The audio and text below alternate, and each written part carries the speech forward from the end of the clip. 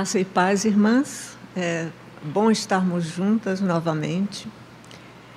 E hoje nós vamos conhecer melhor a nossa amiga, que é simplesmente conhecida como a mulher samaritana. Nem o nome dela é mencionado. E, na realidade, ela era uma mulher comum, como nós somos. E ela estava fazendo o seu trabalho comum. Ela foi a um poço abastecer sua casa com água. Quantas de vocês já tiveram de depender de um poço para abastecer a casa? Então vocês entendem bem a situação, né? E ela foi buscar solução para um tipo de sede, descobriu que ela tinha outro tipo, e aí é que vem o extraordinário. Ela encontrou uma solução extraordinária para a nova sede que ela descobriu que ela tinha. E é sobre isso que nós vamos pensar hoje à noite. O contexto daquilo que nós vamos estudar, a mulher samaritana, o encontro de Jesus com a mulher samaritana, o contexto é o seguinte: Jesus estava na Judéia. Vocês sabem que a Judéia fica na parte sul de Israel. Jesus estava na Judéia com seus discípulos, pregando, e os discípulos estavam também batizando. E os fariseus começaram um bafafá de que os discípulos de Jesus estavam batizando mais gente do que João Batista, que, aliás, era o primo de Jesus. E, para parar com a confusão, Jesus resolve voltar para Galiléia, lá no norte. Agora, para voltar para Galiléia, havia dois caminhos. Um caminho que os judeus tradicionalmente usavam, que passava por cima do Jordão, rodava por Decápolis e subia para Galiléia. O outro caminho, mais curto, passava por Samaria. Com certeza, aqueles discípulos que estavam viajando com Jesus, quando Jesus disse: "Não, mas eu preciso passar por Samaria", que vocês lembram que eles perguntaram a Jesus se era para pedir a Deus mandar fogo do céu em cima dos samaritanos? Com certeza eles não estavam muito confortáveis com a ideia, mas Jesus insistiu: "Eu preciso passar por Samaria", tá bom. E assim eles saíram viajando a pé, e por volta de meio-dia, nós imaginamos que era verão, calor, Jesus e os discípulos chegam à cidade de Sicar. E enquanto os discípulos vão para dentro de Sicar, dentro da cidadezinha, Jesus fica do lado do poço, resolve sentar. A escritura de João diz que ele estava cansado.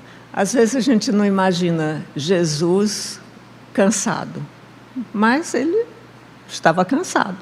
Sentou perto do poço, um poço antigo, muito antigo, que quem havia cavado aquele poço foi Jacó, lá no tempo, logo depois de Abraão, mais de 1000 anos antes, 2000 anos antes.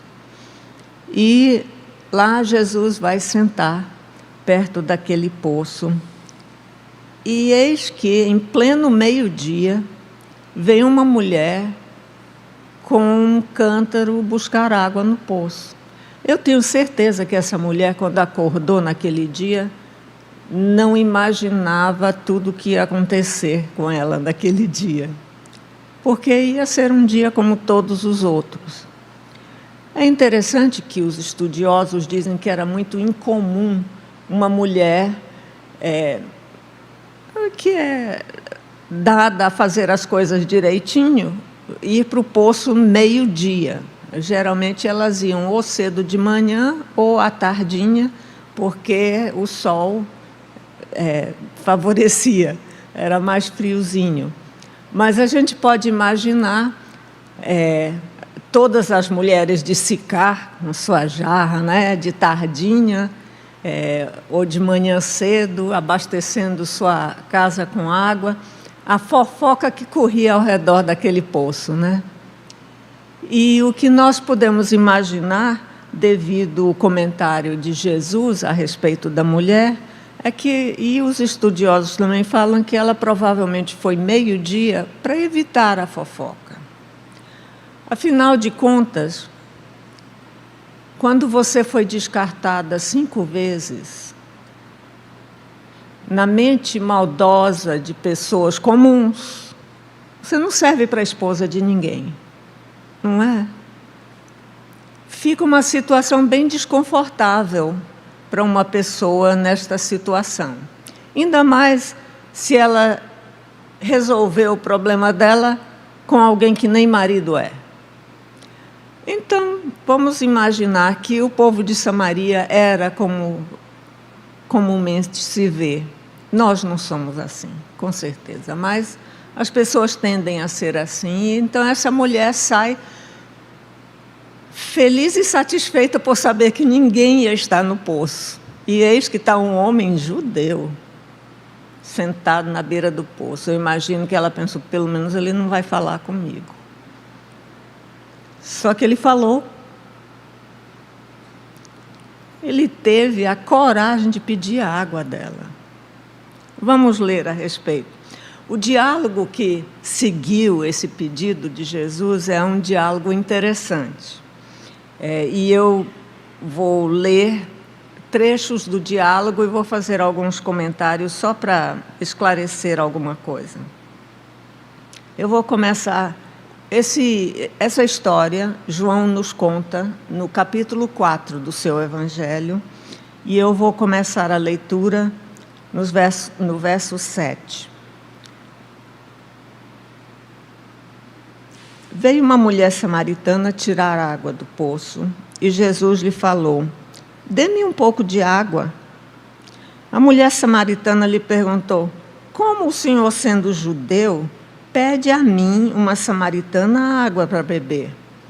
Vocês precisam lembrar que o judeu consciente, eficiente, que quer fazer tudo direitinho, ele não podia nem falar e muito menos comer alguma coisa que um não-judeu oferecesse. Não, ele seria contaminado. Não pode. E aí está Jesus, não só falando com a mulher, mas pedindo água para beber. Extraordinário mesmo. Mas, vamos lá. Ela questiona, então, como é que ele poderia fazer isso? Jesus respondeu: se você conhecesse o dom de Deus e quem lhe está pedindo água, você lhe teria pedido e ele lhe teria dado água viva. É importante nós sabermos sobre o que Jesus está falando, mas o que essa mulher está entendendo. Para o povo de lá, daquela região, água viva era água que não era parada.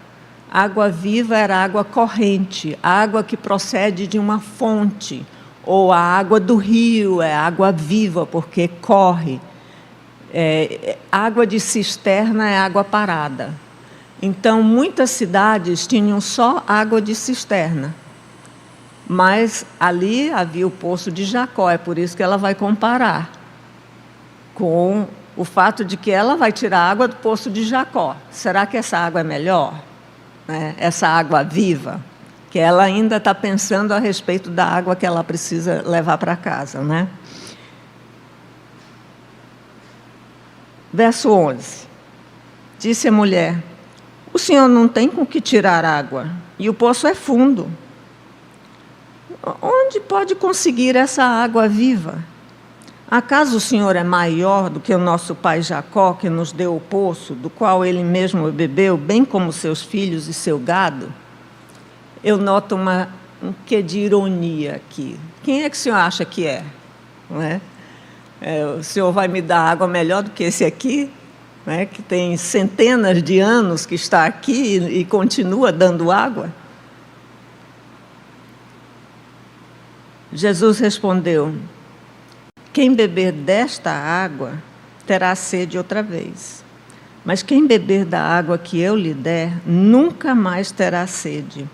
Ao contrário, a água que eu lhe der se tornará uma fonte de água a jorrar para a vida eterna. A mulher ainda pensa que Jesus está falando em termos terrenos. Que prático! Que prático! Ele está querendo me dar uma água que eu não preciso mais voltar para cá. E ela fala mesmo. A mulher disse: Senhor, dê-me dessa água, para que eu não tenha mais sede, nem precise voltar aqui para tirar água. Que bênção seria resolver esse meu problema, né? Aí eu não preciso nem ter o trabalho de vir buscar água. Já pensou? Um parêntese aqui. Tem muita gente que vê em Cristo, como aquela mulher estava vendo naquela hora, só uma solução para problemas terrenos. Não é? Se eu aceitar Cristo, e na cabeça de muita gente, aceitar Cristo é se tornar parte de uma igreja. Se eu aceitar Cristo, os meus problemas daqui estão resolvidos. Eu não vou ter mais de me preocupar com trabalho, com dinheiro, com saúde, né? Tem muita gente que pensa assim. A mulher samaritana estava pensando só nesse plano terreno. Que bom, me dê logo dessa água, que aí o meu problema de vir para o poço está resolvido. Mas a conversa continua. Jesus respondeu. De repente ele muda de assunto. Interessante como Jesus faz as coisas. Ela está achando que os problemas dela seriam resolvidos se Jesus der essa água para ela beber. Só que de repente Jesus diz: vai, chama o teu marido e volta. Não tem nada a ver. Mas o susto foi grande, porque ela teve de admitir: olha, não tenho marido. O que não seria demais para um judeu falando com uma samaritana, só que Jesus sabia muito mais a respeito da vida dela do que ela supunha. E Jesus diz: olha, você está certa. Você realmente não tem marido. Você já teve 5 e o homem com quem você vive agora não é seu marido. Eu imagino o espanto dela. Mas, com esta informação que Jesus dá, ela muda de plano. Ela sai do plano terreno e vai para o plano religioso. Porque ela diz: ora, quem sabe das coisas da vida dos outros assim, sem a gente falar, é religioso. E é por isso que ela diz: estou vendo que o senhor é profeta, então me diga uma coisa, eu tenho questões para resolver, eu quero saber certas coisas. Já que o senhor é religioso, me diz o seguinte, e a conversa continua. Nossos antepassados adoraram neste monte, mas vocês, judeus, dizem que Jerusalém é o lugar onde se deve adorar. Aqui, eu sei que muitos de vocês sabem, mas é bom explicar a situação dos samaritanos. E é também a razão pela qual os judeus preferiam evitar samaritanos. Vocês vão lembrar que depois do reinado do rei Salomão, Israel se dividiu, o reino de Israel se dividiu. As 10 tribos do norte seguiram um rei usurpador, e o rei designado por Deus, da linhagem de Davi, ficou sendo rei só sobre o reino do sul, Judá e Benjamim, 2 tribos. Essas tribos do norte o rei dessas tribos, que usurpou o poder, ele estabeleceu a idolatria como a religião oficial desse reino do norte e proibiu as pessoas de ir para Jerusalém adorar. Depois de séculos de idolatria, que os profetas de Deus denunciaram e chamaram o povo, mas ninguém quis escutar, continuaram idólatras. E aqui eu preciso abrir um parênteses. Nós sabemos que em circunstâncias assim, não são todos os indivíduos que estão ali que pensam igual. Algumas pessoas são simplesmente presas pelas circunstâncias, não conseguem sair, mas sabem que está errado, só que não tem como mudar o que está acontecendo. Fecho parênteses. Então, depois de séculos de idolatria e desobediência a Deus, os assírios vieram, conquistaram o Reino do Norte, levaram o pessoal todo para a Síria, a maior parte, vamos dizer, para a Síria, e os assírios tinham o costume de mandar outros povos, eles estavam conquistando o mundo todo. Então, este império assírio mandou outros povos para ali, para aquela região. Os de origem judaica, israelita, vamos dizer, que ficaram lá, começaram a se casar com esse povo novo que chegou, né? E isso, séculos foram passando, as tribos que foram levadas embora, ninguém soube mais o destino. São chamadas as 10 tribos perdidas de Israel, até o dia de hoje. Mas algumas pessoas que ficaram por lá, eles tinham o Pentateuco. Então, foi estabelecido, através de alguém, eles escolheram sacerdotes para fazer os rituais judaicos, para fazer aqueles sacrifícios. E, na época de Jesus, então, eles tinham um templo no Monte Gerizim, eles sacrificavam a Deus, mas eles observavam apenas o Pentateuco, como palavra de Deus. O resto, eles não observavam os profetas, não davam crédito aos salmos e tudo mais do Antigo Testamento, que já estava pronto quando Jesus veio, naquele primeiro século. Então, o povo samaritano observava apenas o Pentateuco. E então esta era uma das razões para a rixa. E ela está falando, a mulher samaritana diz: olha, vamos resolver essa questão religiosa agora, me diz, qual é o lugar certo? Então, Jesus procura levar a mulher do plano de religiosidade para o plano de relacionamento com Deus.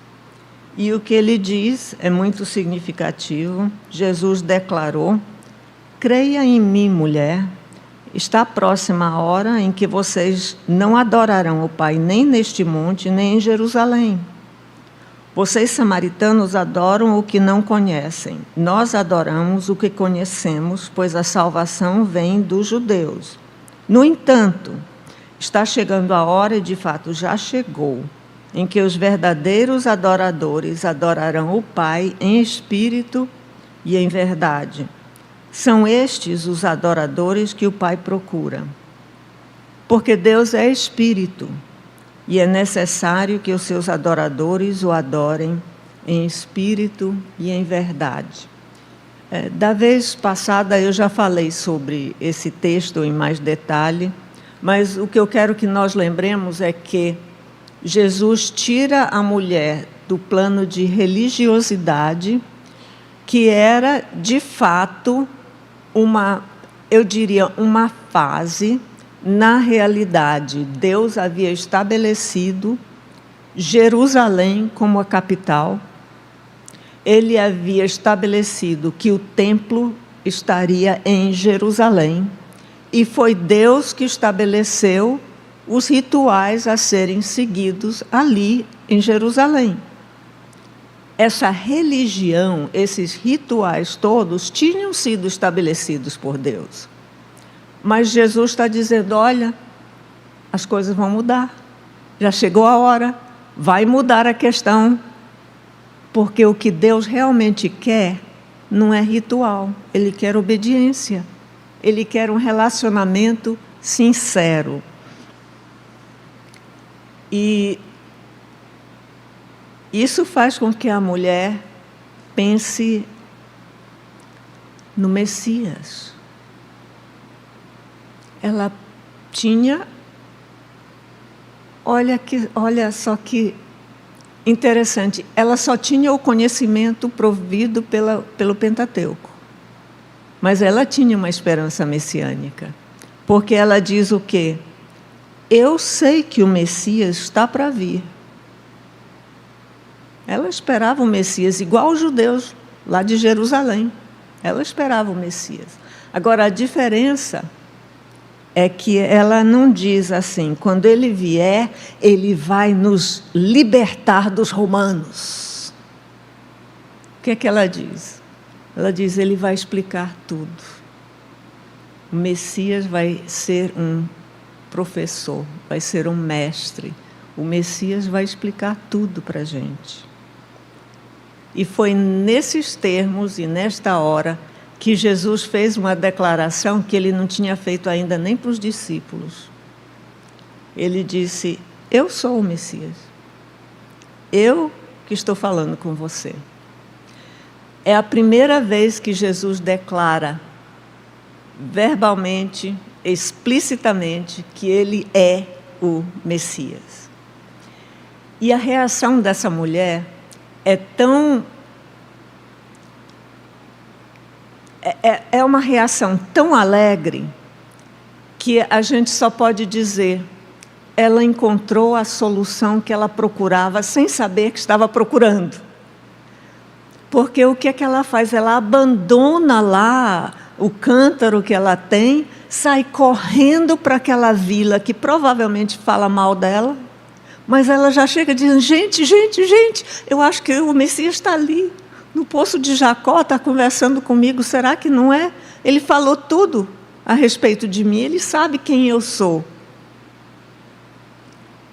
E foi uma reação tão interessante para o povo de Sicar, que eles vieram todos para conhecer esse homem de quem ela falava. Eu achei muito interessante o fato de que tanta coisa é dita a respeito de como ela deve ter se sentido desprezada e tal pelo povo, mas a reação do povo ao ver essa mulher dizendo, olha, ele me contou tudo a respeito de mim, ele me conhece. E eles queriam ver quem é esse homem. Então, o que aconteceu é que os habitantes de Sicar, pediram para Jesus ficar ali, e Jesus ainda ficou 2 dias hospedado ali. Ali, naquele mesmo lugar que antes não quis nem hospedar Jesus, e os discípulos queriam pedir a Deus que mandasse fogo, agora hospedando o Messias. É interessante este relato sobre a mulher samaritana, mas é interessante nós lembrarmos que todo mundo sente sede de Deus. As pessoas às vezes não percebem que o que estão sentindo é sede de Deus. Então, como é que nós poderíamos definir esta sede de Deus? Seria uma inquietação, uma insatisfação, apesar das conquistas, apesar dos prazeres. mas continua aquela insatisfação, aquela inquietação. Eu li a história de um pastor que, na conversa com um senhor assim de meia idade, ele perguntou para esse senhor: e então, o senhor está satisfeito? Ele disse: ora, estou demais satisfeito. Olha, eu já me aposentei, eu tenho uma boa renda para durar muito tempo, eu tenho um bom plano de saúde, a minha casa já está toda quitada e eu tenho um carro que não dá problema. Fora isso, eu tenho uma família que me ama muito.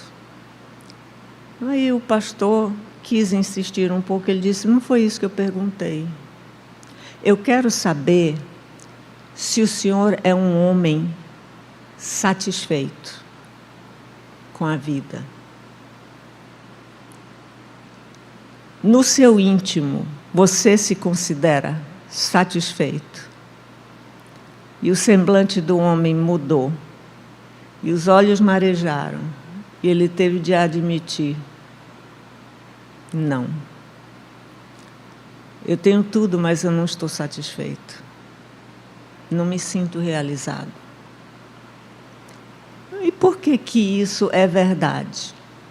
As pessoas procuram abafar essa insatisfação, essa inquietação.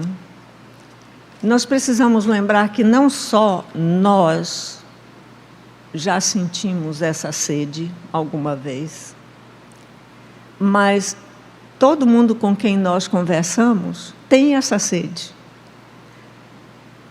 Só que às vezes eles querem abafar, querem camuflar, ou querem ignorar e satisfazer com outras coisas. Aquela mulher achava que ia resolver tudo se pudesse levar água no cântaro para casa. Jesus ofereceu outro tipo de satisfação. Mas o que aquela mulher precisava mesmo era algo que tirasse a sua sede de Deus. E somente Deus pode trazer essa plena satisfação para a vida.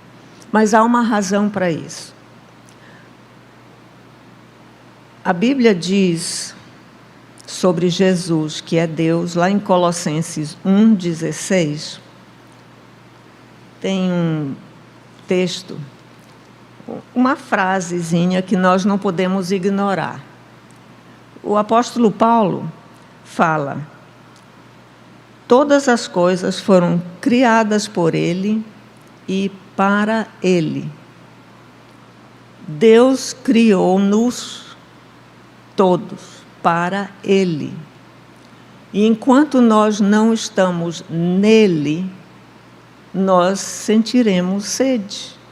Esta sede, esta inquietação, essa insatisfação. Porque nós fomos criados para Ele. O nosso irmão Agostinho, que viveu no século III, hoje ele é chamado de santo, mas antes de ser santo, ele teve uma vida muito desregrada e de muita imoralidade. Mas ele se entregou a Jesus e hoje é chamado de santo. Ele fez uma declaração muito importante a respeito dessa sede. Ele falou a Deus, é uma oração dele: Tu, Deus, nos fizeste para ti, e o coração do homem é inquieto até que descanse em ti.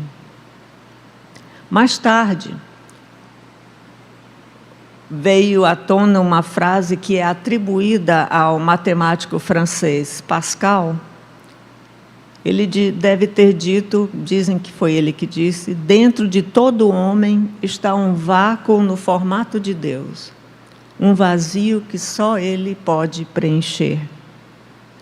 Já mais recentemente, depois da Segunda Guerra, um psiquiatra, psicólogo chamado Viktor Frankl, que foi sobrevivente dos campos de concentração, Ele escreveu um livro a respeito de um conceito que ele chama de vazio existencial. Quando a pessoa não encontra sentido na vida, não acha um propósito maior para a vida. O povo de nossa época está sofrendo muito disso. É sede de Deus. Às vezes é diagnosticado como depressão, mas sede de Deus não é necessariamente depressão. Agora, pode levar à depressão. Mas tem muita gente fazendo cara de alegria, cara de bem bom e satisfeito, que lá dentro está sentindo esta sede, esse vazio, essa falta de sentido, apesar do sucesso. O caminho da satisfação que precisamos é o mesmo que a mulher samaritana encontrou. É Jesus. Jesus, que é o caminho para Deus e que é o próprio Deus.